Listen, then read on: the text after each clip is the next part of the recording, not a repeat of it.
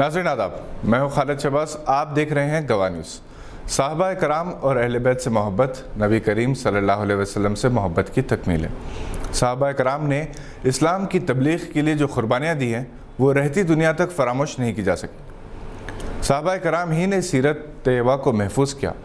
पाकीज़गी, तक़वा, इखलास, दयानतदारी, इसार व क़ुरबानी साहबा कराम रज़ियल्लाहु अन्हुम अजमईन की सिफ़ात रही। इन ख़यालात का इज़हार मुख्तलिफ़ अकाबरीन ने जलसे यौम सहाबा में किया, जो 20 अक्टूबर की शाम तामीर मिलत के ज़ेर एहतमाम चंचलगुड़ा जूनियर कॉलेज ग्राउंड्स में मुनक़िद हुआ।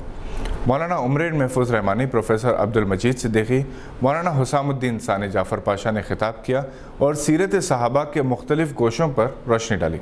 जनाब ज़ियाउद्दीन नैयर, जनाब अनीसुद्दीन, उमर अहमद शफ़ीक़, वहाजुद्दीन सिद्दीकी शनशीन पर मौजूद थे। यौम सहाबा गुज़िश्ता 40 बरस से पाबंदी के साथ मुनक़िद हो रहा है।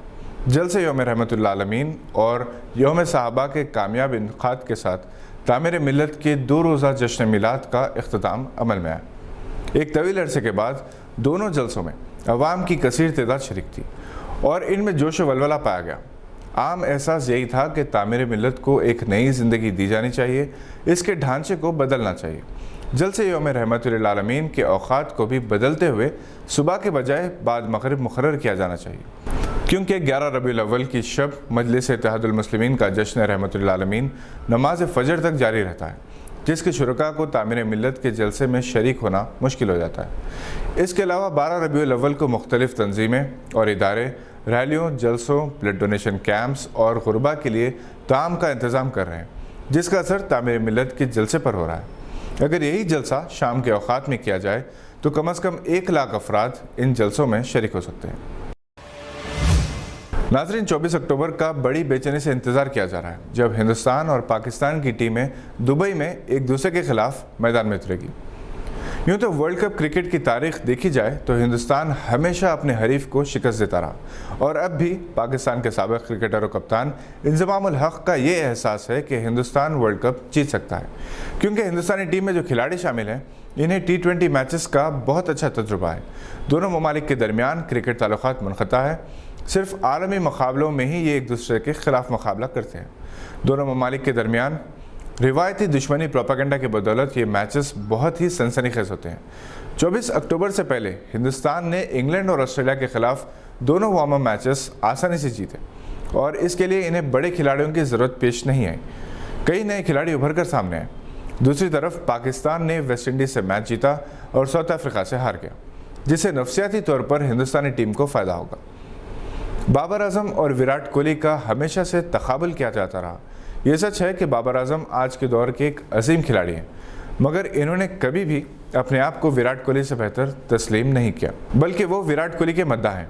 बाबर आजम ने कई रिकॉर्ड्स कोहली के तोड़े और बाबर आजम के कई रिकॉर्ड्स इनके wicket keeper batsman Mohammad Rizwan तोड़ते जा रहे हैं। दोनों खिलाड़ी पाकिस्तानी टीम की असल जान है।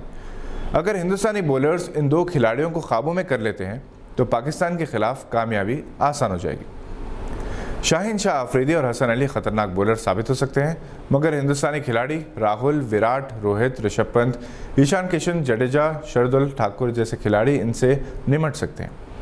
दूसरी तरफ पाकिस्तानी टीम में भी बासलाहियत खिलाड़ियों की कमी नहीं। ये और बात है कि अक्सर बासलाहियत खिलाड़ी आजमाइशी हालात में नाकाम हो जाते हैं। सरफराज अहमद जैसे सीनियर खिलाड़ी, फ़खरुज़्ज़मा की वापसी और हैदर अली जैसे उभरते हुए खिलाड़ियों की शमूलियत से पाकिस्तान एक मजबूत टीम है। आसिफ अली ने साउथ अफ्रीका के खिलाफ जारहाना बैटिंग से टीम के हौसले बढ़ा दिए। देखना है कि एक खिलाड़ी अपनी रिवायती हरीफ के खिलाफ किस कदर कामयाब होते हैं। एक तरफ हिंद पाक ताल्लुकात की कशीदगी, सियासी हालात से क्रिकेट मैच जंग का मैदान नज़र आ रहा है।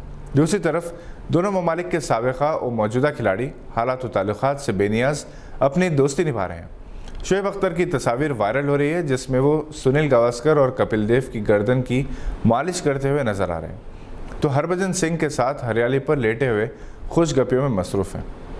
वेस्ट इंडीज़ के खिलाफ बाबर आजम की बैटिंग हो रही थी कि उसी वक्त रवि शास्त्री और हिंदुस्तानी टीम के खिलाड़ी मैदान में दाखिल हुए और वो देर तक बाबर आजम की बैटिंग से महसूस होते रहे, जिससे शानदार हाफ सेंचुरी बनाई थी।